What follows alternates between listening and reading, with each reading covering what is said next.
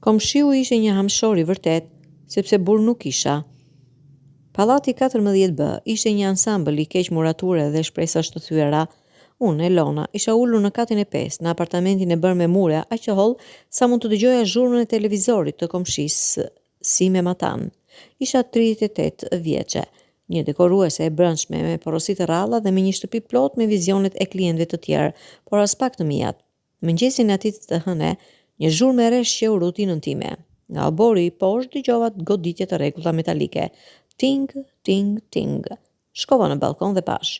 Në qoshin e oborit, në hijen e një bliri të vjetër, një burr i fuqishëm i shkurtër dhe i gjerë, me shpatulla që dukeshin si tulla, po godiste një plak metali. Para tij, në një tavolinë të bërë me trunqe, që një grumull dyshekësh të vjetër nga ata të çelikut, si spirancë të rrëzuar. Më pas e pash çfarë po bënte. Nga ata dyshek të spirancuar të cilët unë dhe gjithë pallati i kishim hedhur si mbeturina, ai po nxirte telat e çelikut. Me një çekiç, me një dart vogël, ai i shkëpuste me kujdes, i bënte tufa dhe i vendoste në një anë. Lëvizjet e tij ishin ekonomike të sakta. Nuk humbte asnjë lëvizje. Ishte një lloj valsie me hekurit të vjetër. Kur nuk dëgjoja më tingull, shikoja përsëri. Ai kishte ndaluar, duke fshir ballin me një shami. Pastaj nga një çantë e vjetër nxori 2 goda xhami dhe një shishe uji. I mbushi dhe drejtoi njërën nga unë. Në fillim mendova se ishte një shaka, por kur nuk lëvizi, kuptova se e dinte që unë isha aty, duke përcjell. Zbraza dorën nga gardi i balkonit, lëviza kokën. Ai vendosi godën në tokë dhe u kthye në punën e tij.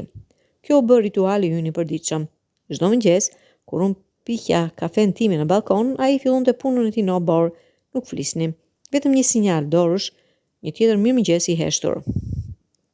Një ditë, një nga përdredhet metalike më të vjetra ju kuput dhe i ra në këmbë. Ai tërhoqi, por nuk lëshoi asnjë ankim. E pash se këpucët e tij ishin të hapura, të vjetra dhe gishti i tij i madh ishte i prerë dhe i kuq. Shtypa një pëshpëritje. Ai e dëgjoi. Ngriti kokën dhe më tregoi gishtin duke tundur kokën si për të thënë, s'ka rëndësi. Nuk e bëri më pas.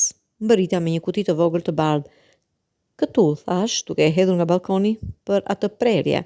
Ai e mori, e shikoi. Ishte një kuti e vogël, ilaçi, dhe më tregoi gishtin e madh. Nuk e dija se pse e bëra këtë. Nuk isha ashtu. Por këto lëvizje të tij të ngurta, kjo qëndrueshmëri e qetë në mes të mbeturinave më bën të ndihesha e ndenjur. Disa ditë më vonë, dera ime u trokit. Kur e hapa, aty që ai në dorë mbante diçka të mbështjell, në një leckë të vjetër. Për ty tha, me një zë të thellë të ashpër, si të kishin fërkuar 2 copa druri njëra pas tjetrës. Për kutin, e mora dhe e çova. Brenda ishte një figurë vogël prej metali, e thurur me telat e çelikut të atyre dyshekëve. Ishte një zog, një pelikan, me sqepin e gjerë dhe krahat e përhapur. Ishte e përsorsur, e trash, e ashpër në prekje, por me një formë kaq elegante sa të merrte frymën. Si e bëre këtë, e pyeta. Ai tregoi me dorë te grumulli i tij, nga ato që hedhin të tjerët, tha thjesht. Faleminderit për ilaçin, dhe u largua. Emrin e tij mësova nga portieri, Iliri, 55 vjet, punonjës i pensionuar i kombinatit metalurgjik. Kishte jetuar në kat të parë për 10 vjet, vetëm që nga vdekja e gruas së tij.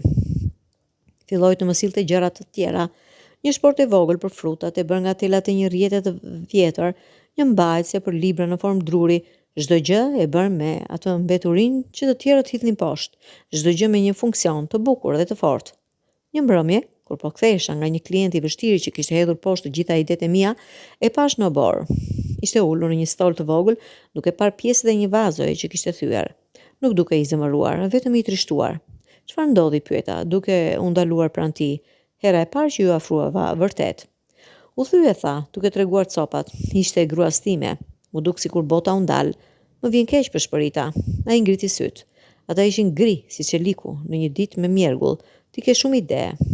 Jo, pyeti pa asnjë paralajmërim. Në dhomën tënde, vizatime kudo. Kisha harruar se dhe balkoni im ishte i dukshëm, po unë jam dekoruese. A mund të më tregosh, pyeti, si ti bëj këto copat që të bëhen diçka tjetër? Kështu shkova në apartamentin e tij për herë të parë. Ishte i pastër, i thjeshtë, si një punishte. Nuk ishte asgjë që nuk shërbente një qëllimi. Në një raft, në një vend të veçantë, qenë disa fotografi të një gruaje me flokë të zinj dhe buzëqeshje të gjerë. Nëna e tij më tregoi. I tregova skicat e mia, idetë për mobilje nga materiale të ricikluara, dritare nga dritaret e vjetra, divane nga paleta. Ai e dëgjoi me vëmendje totale, ashtu siç e kushtonte çdo pjesë metali. Ti sheh mundësit, tha më në fund. Unë shoh materialin. Është e njëjta gjë, u përgjigja. Ai tundi kokën. Jo, ti sheh diçka të bukur, unë shoh diçka të fortë, qëndrueshmëri. Pastaj nga një raft nxori një kuti. Brenda kishte 10 figura të vogla metalike, zogj, kafsh, edhe një portret i vogël i gruas së tij i bërë me një saktësi që të merrte frymën. Ato kanë një shpirt, i thash, duke e kapur portretin në dorë. Si i bën? Nga kujtimi, tha i thjesht. Kur e di saktësisht diçka, nuk e nevojë për model. Filluam të punonim bashk. Unë sillja idet, vizatimet, ai kthente në realitet, duke përdorur atë që gjenin në mbeturina. Krijuam një dritare të bukur për balkonin tim, nga dritaret e vjetra të makinave. Ai më mësoi të përdor darra dhe të përkul metalin, duart e mia të mprehta për vizatime. Mësuan të ndjejnë forcën e çelikut dhe të kënaqësisë kur diçka merr formë. Një ditë, ndërsa po përpiqeshim të bënim një karige nga një kornizë e vjetër biçiklete, ai ndaloi së punuari. A ke ndonjë burr? Pyeti, pa asnjë paralajmërim, pa shikuar mua. Përgjigja ishte thjesht, jo. Pse? Mendoj se nuk kam gjetur njeriun e duhur, thash, dhe tani jam mësuar të jem vetëm. Ai e vuri darën poshtë. Kur gruaja ime vdiq, filloi duke fshirë duart me një leckë, mendova se nuk do të bëja më asgjë, se çdo gjë që ndërtoja do të ishte e kotë, sepse ajo nuk do ta shihte më. Pastaj pash këtë, tregoi përreth punishtes së tij. Gjithçka këtu është bërë pas vdekjes së saj, çdo cop, dhe çdo herë që bëj diçka mendoj se ajo do të kishte qeshur, apo do të kishte thënë, i lirë, ti je i çmendur, dhe kjo më mban gjallë. Heshëm për një moment, pastaj shtoi, ti nuk je vetëm sepse je mësuar, je vetëm sepse akoma nuk e di se çfarë po kërkon, por e di kur e shoh. Ti po kërkon qëndrueshmëri, diçka që nuk thyet, dhe kjo vjen nga brenda, jo nga jashtë. Atë mbrëmje, kur u ktheva në apartamentin tim, shikova përreth. Gjithçka ishte e bukur, e përzgjedhur me kujdes, por asgjë nuk ishte atë forcë, atë qëndrueshmëri që kishte zogu i vogël metalik në raftin tim. Asgjë nuk ishte kaluar nëpër zjarr dhe e shpërsëritur.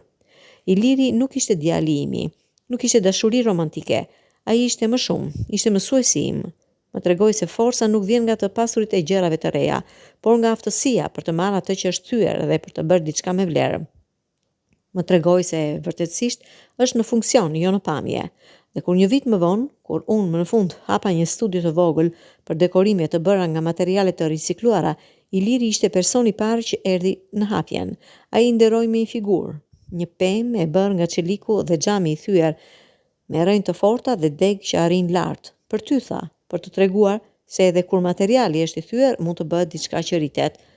Prandaj, po, komshiu im ishte një hamshor i vërtet, jo sepse më mungonte një burr, por sepse më mungonte një mësues, dhe ai më mësoi mësimin më të rëndësishëm, qëndrueshmëria vjen nga aftësia për të përballuar mbeturinat e jetës, për të zgjedhur atë që vlen të ruhet dhe për ta përkulur atë në diçka të re, të bukur dhe të pandryshueshme.